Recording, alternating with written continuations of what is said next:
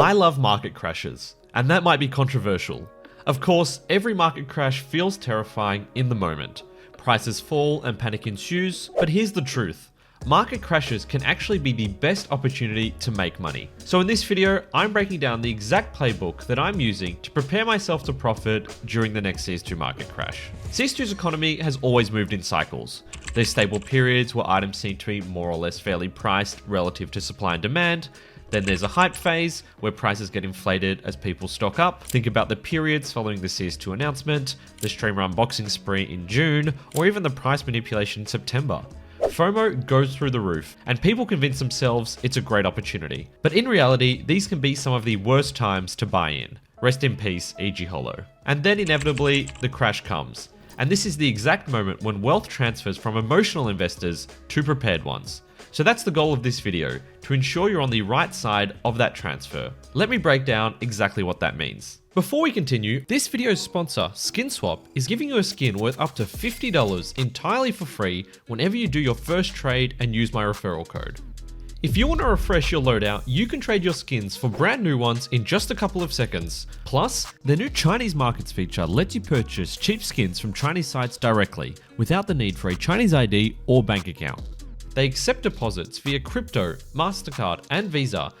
If you need to cash out, SkinSwap makes that simple too, with instant sell options to PayPal or crypto. On top of that, they run free daily, weekly, and monthly giveaways, with the chance to earn extra tickets simply by trading. Use my link or referral code for a 3% lifetime sales bonus and a free skin worth up to $50.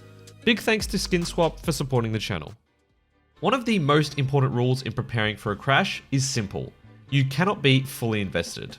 If you want to buy the dip, you need cash. But if you already have all of your money tied up in skins, you won't have the liquidity or flexibility to take advantage. Trying to cash out during a crash isn't a strategy. It's just locking in losses. And while sometimes selling an item that's down 20% to buy into another item that's also dropped 20% might make sense, this is not a strong approach overall. Opportunities punish the fully invested. So I like to keep a set percentage, somewhere between 5 to 15% of my portfolio value available in case an opportunity comes along. Usually after adding this cash buffer to my portfolio, I like to try and pull it back out in the weeks or months to follow to ensure I can recover my initial investment for a future update and then reinvest the profits.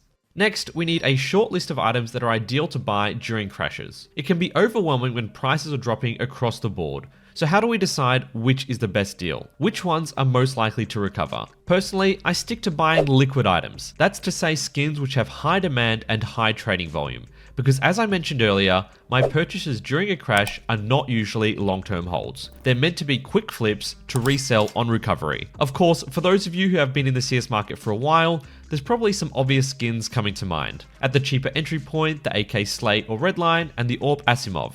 Moving up, we could have the Emerald Jormungandr, M4 Blue Phosphor, or AK Vulcan.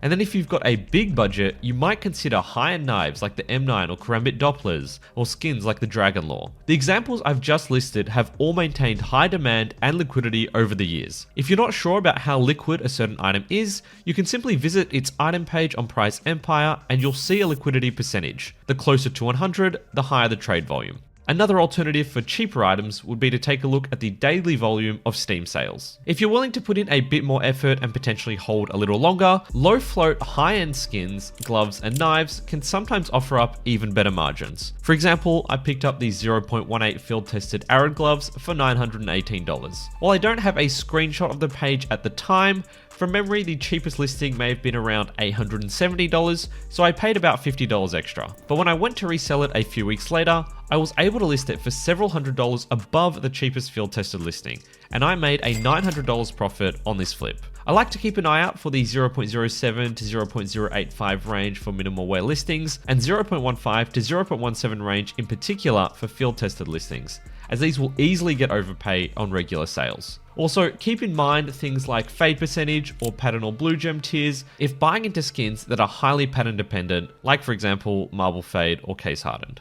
Some of the categories I just about always avoid are battle scarred or well-worn gloves, StatTrack knives, and expensive souvenir skins. Depending on what you pick up, these might take many weeks or months to sell even if the economy was going strong, and can be even harder to resell following crashes. Of course, updates may impact certain categories more than others, such as with the introduction of gold trade-ups. It might have been a better idea to buy into operation skins that were not directly impacted by the changes compared to an increasing gold supply, so I like to diversify my potential buy list among several categories: cheap play skins, high-end play skins, operation skins, knives, gloves, stickers, agents, and cases. Ultimately, I don't want to just give you a specific list of items, because if everyone is trying to buy into the exact same things, it will just mean less opportunity for others. But essentially, I have about 5 to 10 items from each of those categories, and whenever a crash comes around, those are the first items I'll look to buy into. I don't have a specific time frame of when I buy in, because realistically, it's impossible to time the bottom of any market dip. Instead, I focus on controlling risk. My general rule of thumb is to avoid making any big moves in the first 48 hours after a major economic change, given that's when volatility is highest and prices can still swing wildly. After that initial observation period, I will set myself a fixed budget for the crash and spend about 20% of it each day or two. This way, my buys are spread across roughly a week, which reduces the chances of going all in too early. Then, once the 7-day trade hold expires, I check how those items are trending. If some have bounced back quickly, I'll resell a portion to recoup the upfront capital. If not, I'm comfortable holding for another week or two. In previous crashes, I've resold pretty much everything within a month. But if you genuinely believe long-term demand for a skin will rise, there's nothing wrong with holding longer. So where is the best place to buy skins during a crash? Well, we all saw the chaos trade reversals caused in the last crash, so while peer-to-peer marketplaces often have great prices, you're potentially leaving a lot of profit in the hands of emotional sellers who feel zero remorse in reversing your purchase. If you want to use sites like CS Float, be sure to prioritize sellers with a lot of sales and high delivery rate, and avoid any new accounts that look like this, as these are likely sellers that don't care if their account gets banned. And yes, I fell prey to this myself when I picked up these specialist gloves Emerald Web at the $1,300 price point. I'll take that as a lesson for next time. Therefore, my preferred method is to use trading bot sites like SkinSwap or Skinport, both linked in the description, which have a strict no reversal policy. Because all of the items on these sites are first transferred from the seller to the site's Steam accounts and then traded to you, there's no possibility for the original seller to revert the trade. Plus, unlike CS Float, where your funds can get held up in sales the seller never accepts, or stuck in an item that gets reversed 6 days later, these sites trade you your purchased items immediately. Finally, while I do usually avoid the Steam market for buying skins, the fact there are no trade reversals here either means it's now a legitimate choice. I also wanted to mention that purchases during a crash are only half the equation. The other half is how you handle your existing inventory. The best advice I can offer here is simply do not panic. Even if you see prices tanking and a plethora of Reddit posts claiming it's the end, you haven't actually realized any losses unless you sell. We've had a decade now of the skin market going up and down, but it has recovered from every crash and moved up to new all-time highs. One of my favorite Warren Buffett quotes is be fearful when others are greedy and greedy when others are fearful. And I think this is a great principle to approach the CS market with as well. If you want to outperform the majority of people, you need to act differently than them. While they're panic selling items, you're simply getting a discount. However, if you are someone who gets anxious about your inventory value before potential downturns, set clear profit targets for the items you already own.